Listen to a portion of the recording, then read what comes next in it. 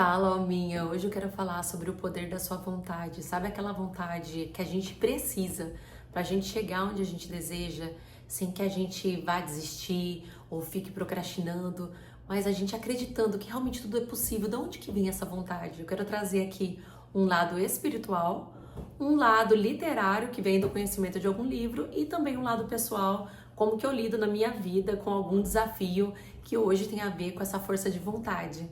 Você sabia que a vontade é a mola propulsora que faz a gente querer evoluir?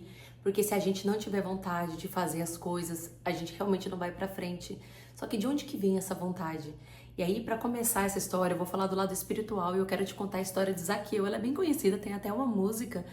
E que Zaqueu era um cobrador de impostos.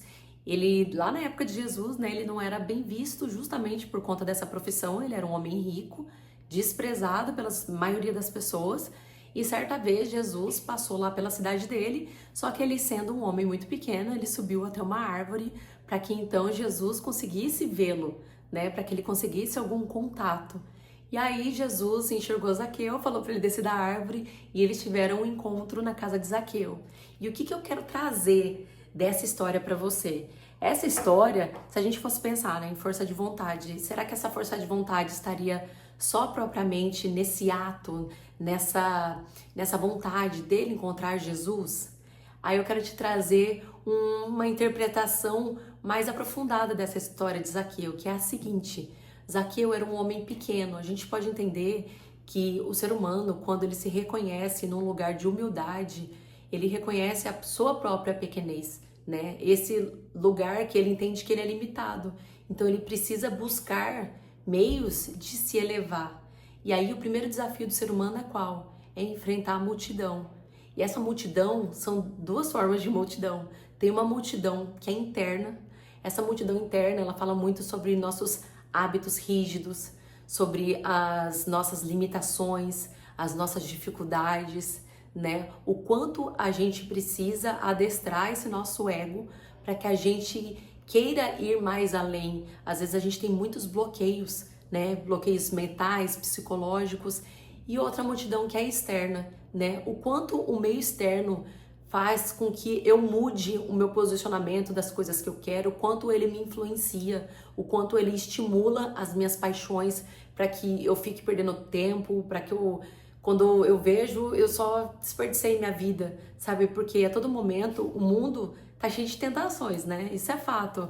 E isso nos leva, às vezes, a gente a questionar qual que é o nosso propósito.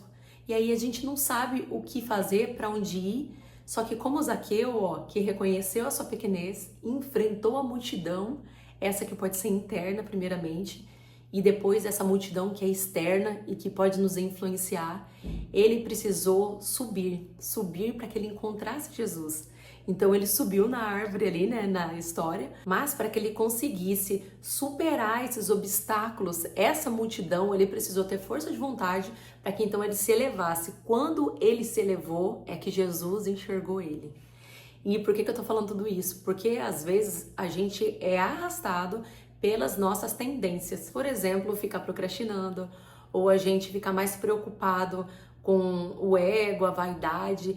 A gente às vezes não tem um norte, a gente não sabe como ter essa motivação para que a gente consiga seguir na vida. Então aí, quando surge um obstáculo, a primeira coisa que a gente faz é a gente ficar num estado mais depressivo, a gente querer desistir. E aí eu vim te contar essa história de Zaqueu porque é o desejo que vai fazer a gente se mover. E a gente querer as coisas é totalmente legítimo. Se a gente não quisesse nada, a gente não ia para lugar nenhum. Mas aí é que tá. A gente pode tudo, mas a nossa escolha está muito direcionada com a nossa vontade. E essa vontade que eu tô falando é uma vontade que tem a ver com essa elevação, que tem a ver com essa mudança de vida por escolha própria. Porque a partir do momento que Zaqueu se elevou para que Jesus o visse, ele também mudou a própria vida. Então ele se transformou num novo homem.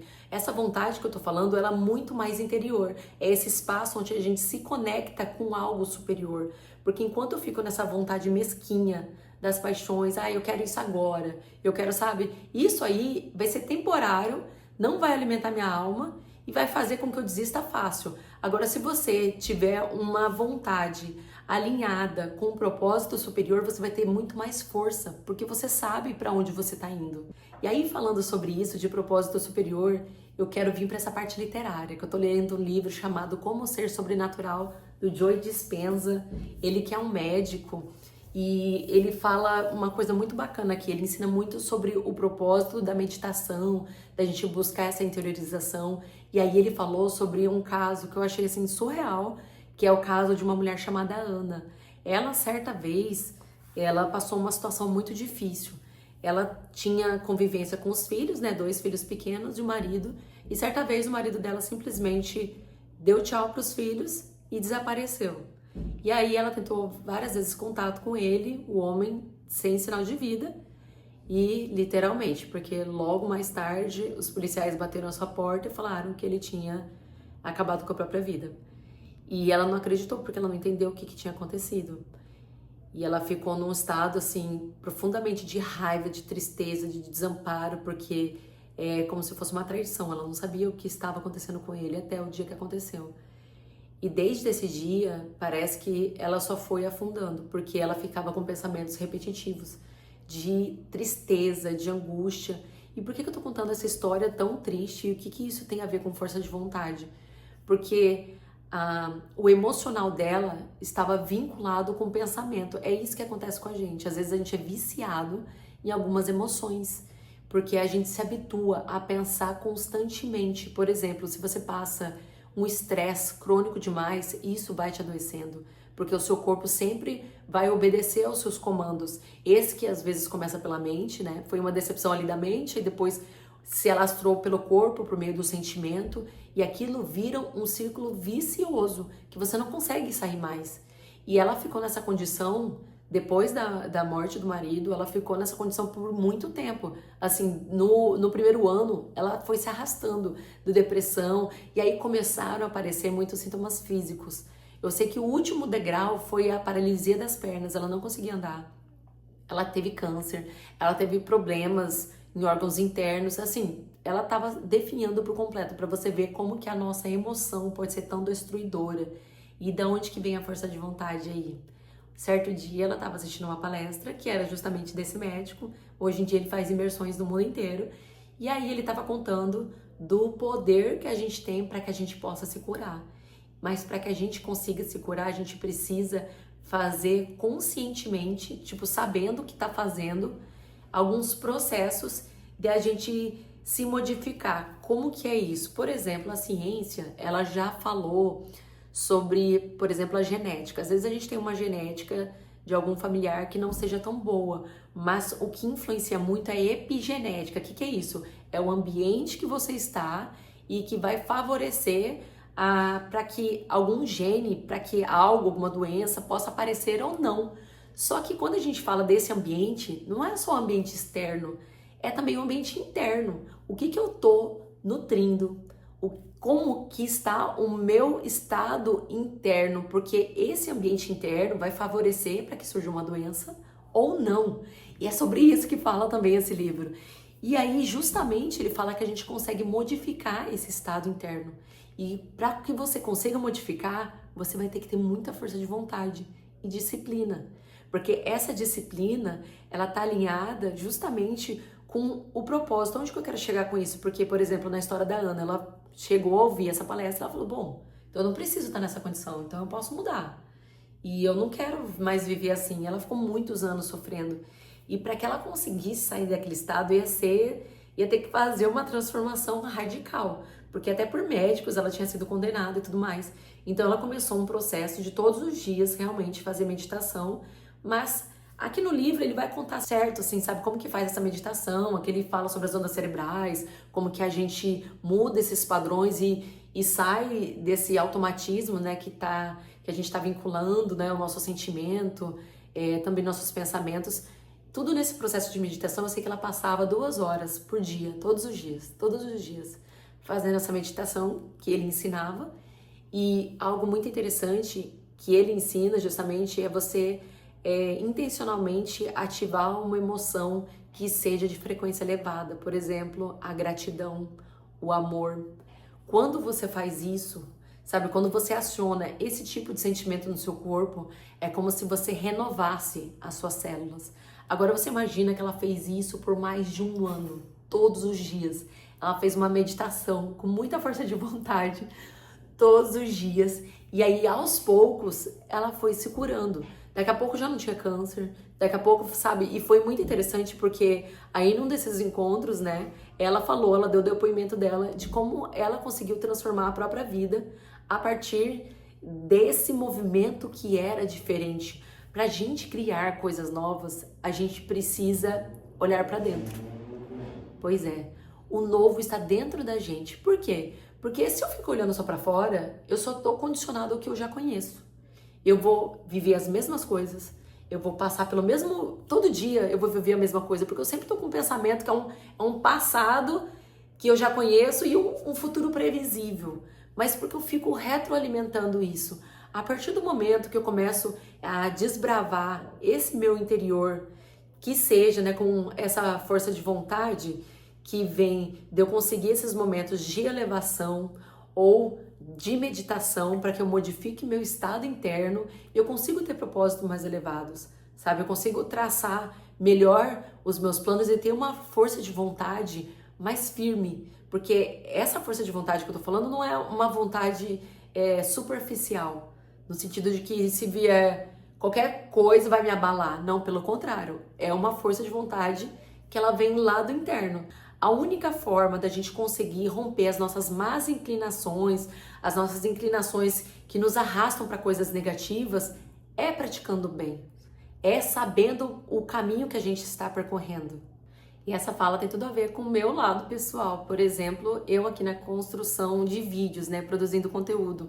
No ano de 2020, eu tinha decidido que eu começaria uma etapa diferente, assim, porque eu sendo da comunicação e desbravando esse autoconhecimento, eu sempre quis compartilhar coisas, só que eu já desisti várias vezes.